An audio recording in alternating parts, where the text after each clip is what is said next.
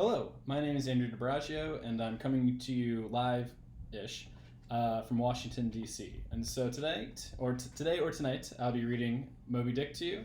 I got it used, but I want to say a way you can get an even better deal is if you support your local library and get it from there.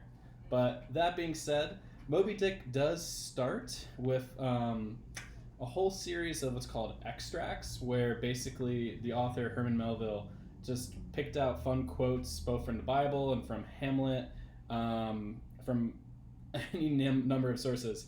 I'm going to skip all those. I'm going to jump right to the first chapter, which has, I think, one of the most notable openings in American literature. And without further ado, Chapter 1, Loomings. Call me Ishmael. Some years ago, never mind how long precisely, having little or no money in my purse, and nothing particular to interest me on shore, I thought it would sail about a little and see the watery part of the world, as a way I have of driving off the spleen and regulating the circulation.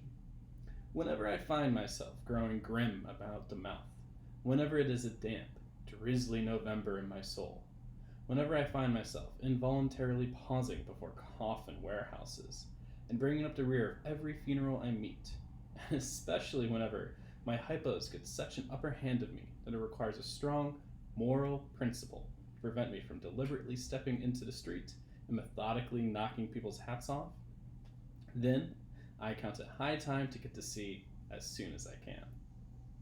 This is my substitute for pistol and ball. With a philosophical flourish, Cato throws himself upon his sword. I quietly take to the ship. There is nothing surprising in this. If they but knew it, almost all men in their degree, some time or other, cherish very nearly the same feelings towards the ocean with me. There now is your insular city of the Manhattoes, belted round by wharves as Indian isles by coral reefs. Commerce surrounds it with her surf. Right and left, the streets take you waterward. Its extreme downtown is the Battery, where that noble mole is washed by waves and cooled by breezes, which a few hours previous were out of sight of land. Look at the crowds of water gazers there. Circumambulate, which is actually a word that he wrote, I'm not sure how to pronounce it, the city of a dreamy Sabbath afternoon. Go from Corlear's Hook to Cunty's Slip, and from thence by Whitehall northward. What do you see? Posted like silent sentinels all around the town stand thousands upon thousands of mortal men, fixed in ocean reveries. Some leaning against the spiles, some seated upon the pierheads, some looking over the bulwarks of ships from China, some high aloft in the rigging, as if striving to get a still better seaward peep. But these are all landsmen, of weeks, days pent up in lath and plaster, tied to counters, nailed to benches, clinched to desks. How then is this? Are the Greenfields gone? What do they here? But look! Here come more crowds, pacing straight for the water and seemingly bound for a dive. Strange! Nothing will content them but the extremest limit of the land. Loitering under the shady lee of yonder warehouses will not suffice. No, they must get just as nigh the water as they possibly can without falling in. And there they stand, miles of them, leagues, inlanders all. They come from lanes and alleys, streets and avenues, north, east, south, and west. Yet here they all unite. Tell me, does the magnetic virtue of the needles of the compasses of all those ships attract them thither? Once more, say you are in the country, in some high land of lakes. Take almost any path you please, and 10 to 1 it carries you down in a dale, and leaves you there by a pool in the stream. There is magic in it. Let the most absent-minded of men be plunged in his deepest reveries. Stand that man on his legs, set his feet a-going, and he will infallibly lead you to water, if water there be in all that region. Should you ever be athirst in the great American desert, try this experiment if your caravan happen to be supplied with a metaphysical professor. Yes, as everyone knows, meditation and water are wedded forever. Actually, when this book was previously assigned to me in 2 classes. I did not fully read the book for both of those classes. However, I did read this chapter, and I did underline that sentence there. So again, yes, as everyone knows, meditation and water are wedded forever. But here is an artist He desires to paint you the dreamiest, shadiest, quietest, most enchanting bit of romantic landscape in all the valley of the Saco.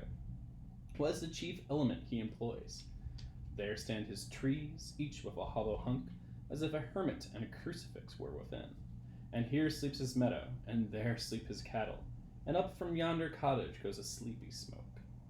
Deep into distant woodlands winds, a mazy way, reaching to overlapping spurs of mountains bathed in their hillside blue. But though the picture lies thus tranced, and though this pine tree shakes upon its sighs like leaves upon the shepherd's head, yet all were vain, unless the shepherd's eyes were fixed upon the magic stream before him. Go visit the prairies in June.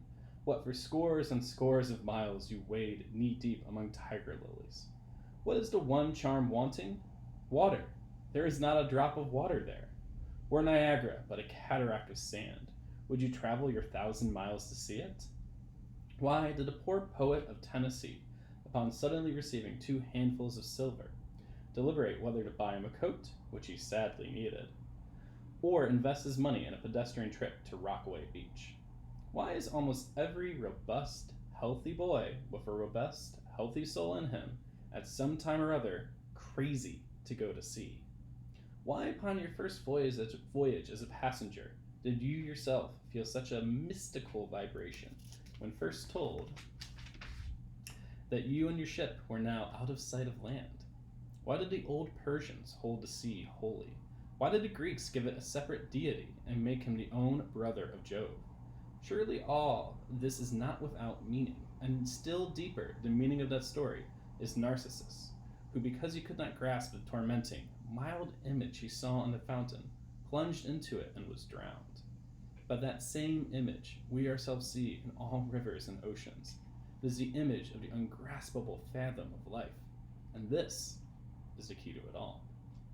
Now, when I say that I am in the habit of going to sea, whenever I begin to grow hazy about the eyes, and begin to be overconscious of my lungs, I do not mean to have it inferred that I ever go to sea as a passenger. For to go as a passenger, you must needs have a purse, and a purse is but a rag, unless you have something in it. Besides, passengers get seasick, grow quarrelsome, don't sleep of nights, do not enjoy themselves much, as a general thing.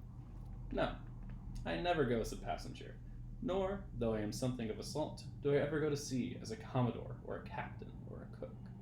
I abandon the glory and distinction of such offices to those who like them. For my part, I abominate all honorable, respectable toils, trials, and tribulations of every kind whatsoever. It is quite as much as I can do to take care of myself, without taking care of ships, barges, brigs, schooners, and whatnot. And as for going as cook, though I confess there is considerable glory in that, a cook being a sort of officer on shipboard, yet somehow I never fancied broiling fowls, though once broiled, judiciously buttered, and judgmatically salted and peppered, there is no one who will speak more respectfully, not to say reverentially, of a broiled fowl than I will. It is out of the idolatrous dotings of the old Egyptians upon broiled ibis and roasted river horse that you see the mummies of those creatures in their huge bakehouses, the pyramids. No. When I go to sea, I go as a simple sailor, right before the mast, plumb down into the forecastle, aloft there to the royal masthead. True, they rather order me about some and make me jump from spar to spar, like a grasshopper in a May meadow. And at first, this sort of thing is unpleasant enough. It touches one's sense of honor, particularly if you come of an old established family in the land, the Van Rensselaers, or Randolphs, or Hardicanuts. And more than all, just previous to putting your hand into the tar pot, you've been lording it as a country schoolmaster, making the tallest boy stand in awe of you.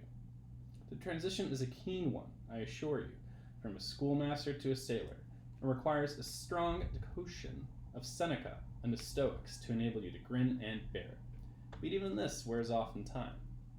What of it, if some hunks of a sea captain orders me to get a broom and sweep down the decks? What does that indignity amount to? Weighed, I mean, in the scales of the New Testament. Do you think the Archangel Gabriel thinks anything the less of me because I promptly and respectfully obey the old hunks in that particular instance? Who ain't a slave? Tell me that. Well then, whoever the old sea captains may order me about, However they may thump and punch me about, I have the satisfaction of knowing that it is all right, that everybody else is one way or other served in much the same way, either in a physical or a metaphysical point of view, that is. And so the universal thump is passed round, and all hands should rub each other's shoulder blades and be content. Again, I always go to sea as a sailor, because they make a point of paying me for my trouble, whereas they never paid passengers a single penny that I ever heard of. On the contrary, passengers themselves must pay. And there's all the difference in the world between paying and being paid. True. That was me. The true part was me. And there's all the difference in the world between paying and being paid. The act of paying is perhaps the most uncomfortable infliction that the two orchard thieves entailed upon us. But being paid, what will compare with it? The urbane activity with which a man receives money is really marvelous, considering that we so earnestly believe money to be the root of all earthly ills, and that on no account can a moneyed man enter heaven. Ah, how cheerfully we consign ourselves to perdition. And with that, I'm not even through the first chapter yet, but that has been my time. I do want to note, in reading this most recent paragraph, talks about being paid, what will compare with it. Well, I'll tell you that the library does not get paid when you return a book late, because they do not take late fees. It's a fine-free library, which is wonderful. So again, if you need a book, you know where to go, the Kirkland Town Library. And I wish you a happy day, a happy night. And with that, I bid adieu.